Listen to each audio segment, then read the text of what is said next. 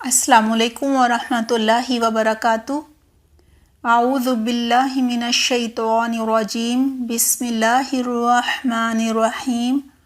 رب اشرح لی صدری ویسر لی امری واحلل عقدۃ من لسانی یفقہوا قولی، رب زدنی علما، اللہم فقہنا فی الدین، آمین۔ الحمدللہ، مرکبات کا ہمارا جو ٹاپک تھا وہ مکمل ہو گیا۔ آج ہم فعل پڑھیں گے۔ پہلے ہم لیسن نمبر 5 پر ایک نظر ڈال لیتے ہیں۔ لیسن نمبر 5 میں ہم نے پڑھا تھا کہ ہر وہ بات جو زبان سے نکلے لفظ کہلاتی ہے۔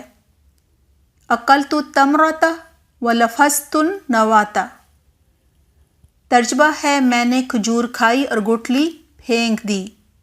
یہاں لفظت کے معنی ہے پھینکنا، اور لفظ بھی وہ بات ہوتی ہے جو ہمارا منہ اس کو پھینکتا ہے یعنی نکالتا ہے۔ لفظ کی 2 اقسام ہوتی ہیں۔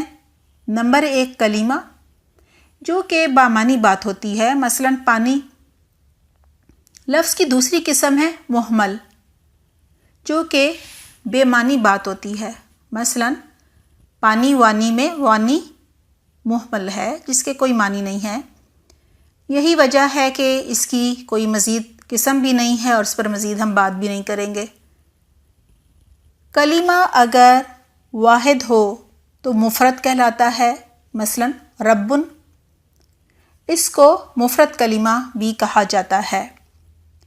کلمہ مرکب صورت میں بھی ہو سکتا ہے، جب 2 یا 2 سے زیادہ کلمات مل کر جملہ بناتے ہیں تو یہ کلمہ کی مرکب صورت ہوتی ہے، جسے مرکب کلمہ کہا جاتا ہے۔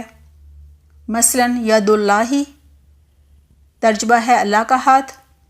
الحمدللہ، مرکب کی اقسام ہم نے تفصیلاً پڑھ لی ہیں۔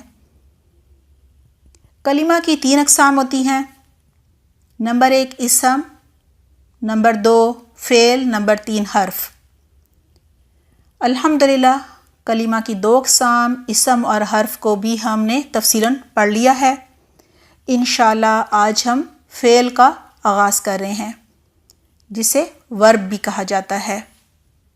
فعل وہ کلمہ ہوتا ہے جو کسی کام کے ہونے یا کرنے کو ظاہر کرتا ہے، یعنی فعل کام ہوتا ہے، اور اس میں کوئی نہ کوئی زمانہ بھی پایا جاتا ہے۔ آئیے پہلے زمانے کو سمجھ لیتے ہیں کہ زمانہ کیا ہوتا ہے۔ زمانہ وقت کو کہتے ہیں۔ اردو اور انگلش میں 3 زمانے ہوتے ہیں، ماضی، حال، مستقبل۔ ان کو دیکھ لیتے ہیں۔ نمبر 1 ہے ماضی، انگلش میں پاسٹ کہا جاتا ہے۔ یہ گزرا ہوا زمانہ ہوتا ہے۔ عربی میں اس کے لیے لفظ لگتا ہے کتبہ، معنی ہے اس نے لکھا، گزرے ہوئے زمانے میں لکھا۔ نمبر 2 حال، اسے انگلش میں پریزنٹ کہا جاتا ہے۔ یہ موجودہ زمانہ ہوتا ہے، اور اس کی مثال ہے یکتبو عربی میں، جس کے معنی ہے وہ لکھتا ہے یا وہ لکھے گا۔ اردو اور انگلش میں تیسرا ہوتا ہے مستقبل، جسے فیوچر کہا جاتا ہے انگلش میں۔ یہ آئندہ کا یعنی آنے والا زمانہ ہوتا ہے۔ عربی میں اس کے لیے بھی یکتبو ہے، معنی ہے وہ لکھے گا یا وہ لکھتا ہے۔ آپ نے ان مثالوں سے اندازہ لگا لیا ہوگا کہ عربی میں اردو اور انگلش کی طرح 3 زمانے نہیں ہوتے، بلکہ 2 زمانے ہوتے ہیں۔ پہلی ہم نے مثال دیکھی تھی کتبہ، اور دوسری یکتبو۔ کتبہ تو ماضی تھا، یکتبو حال بھی تھا اور مستقبل بھی تھا، کیونکہ اس کے معنی ہم نے کیا کیے تھے، وہ لکھے گا یا وہ لکھتا ہے۔ یعنی نمبر 1 فعل ماضی عربی میں زمانہ ہے، اور دوسرا فعل مضارع۔ فعل ماضی کے لیے کتبہ آتا ہے، جبکہ فعل مضارع یعنی حال اور مستقبل دونوں کے لیے یکتبو آتا ہے۔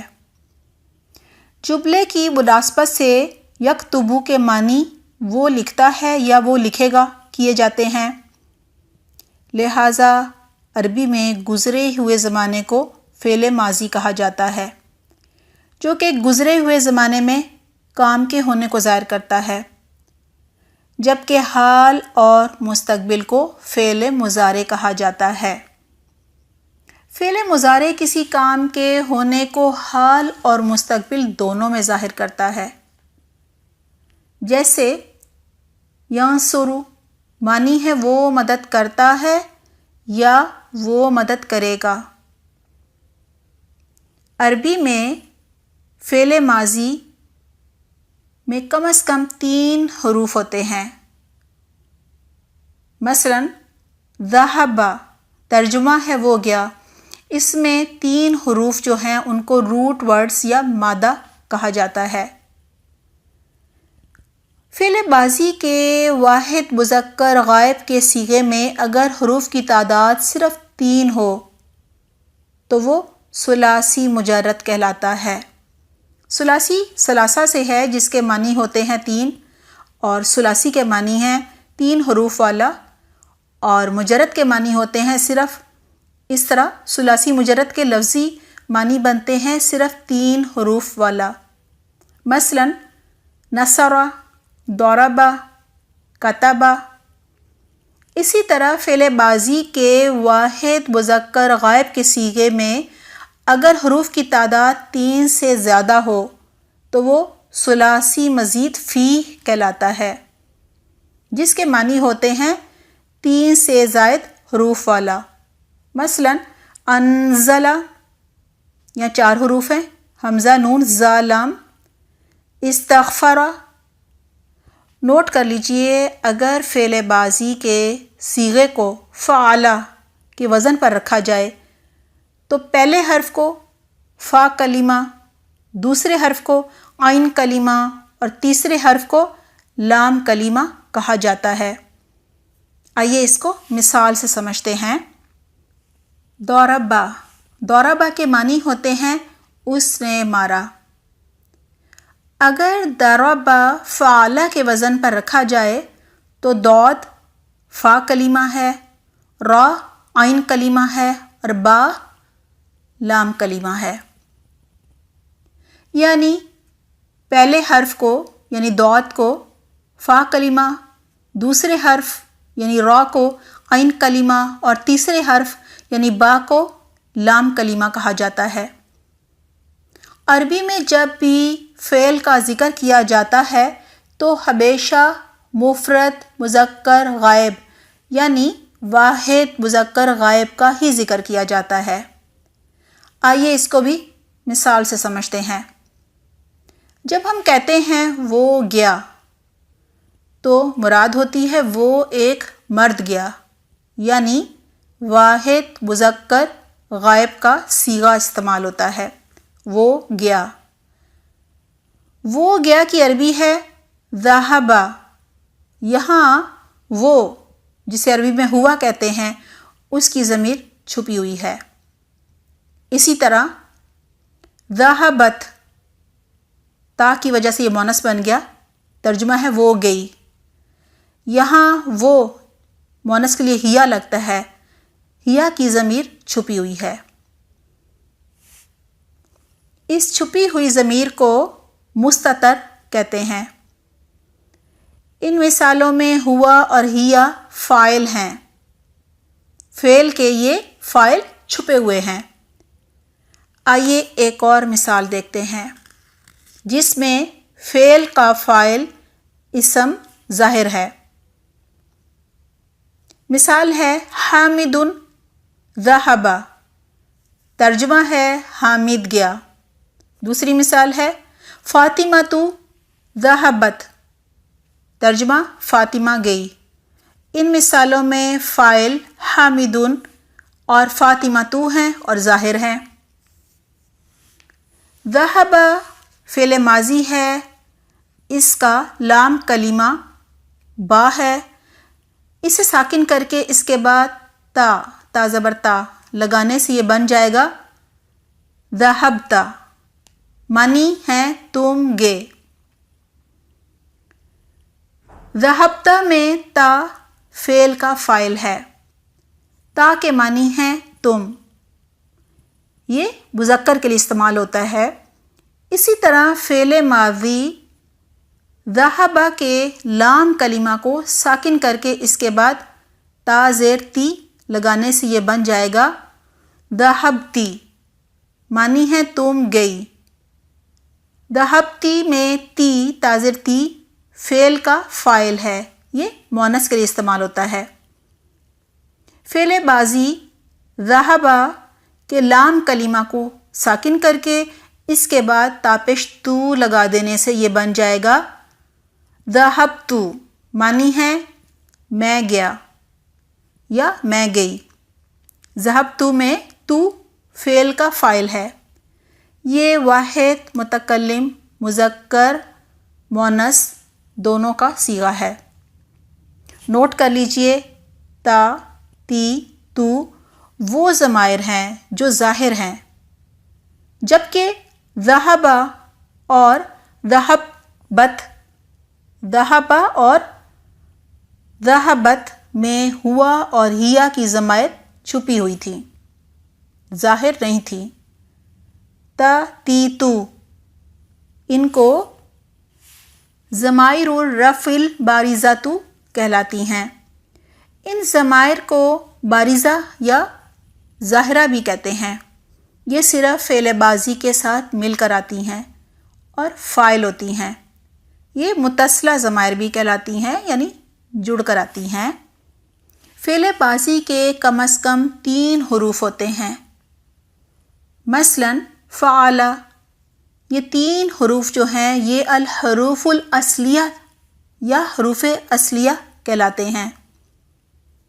عموماً فعل میں حروف اصلیہ 3 ہوتے ہیں۔ ایک چیز اچھی طرح سمجھ لیجئے کہ ان حروف اصلیہ میں 1 یا 2 یا 3 حروف کا اضافہ کر کے 4 حروف والے یا 5 حروف والے یا پھر 6 حروف والے فعل بھی بنائے جاتے ہیں۔ مثلاً ترجمہ، اس میں 4 حروف ہیں، تا، را، جیم، میم۔ ایک اور مثال دیکھتے ہیں، سمیع، اس نے سنا، اس میں 3 حروف ہیں۔ اب اگر ہم ان 3 حروف اصلیہ سین، میم اور عین سے پہلے حمزہ لگا دیں گے تو یہ بن جائے گا اسمع، اور معنی بن جائیں گے اس نے سنایا۔ اسم کی طرح فعل کے بھی وزن ہوتے ہیں۔ فعل ماضی کے صیغے میں عین کلمہ پر حرکات کی تبدیلی کی وجہ سے ماضی کے 3 وزن بنتے ہیں، یعنی فعل، فعیل اور فعول۔ فعل بازی کے شروع میں علامات مضارع لگانے سے فعل بازی فعل مضارع بن جاتا ہے۔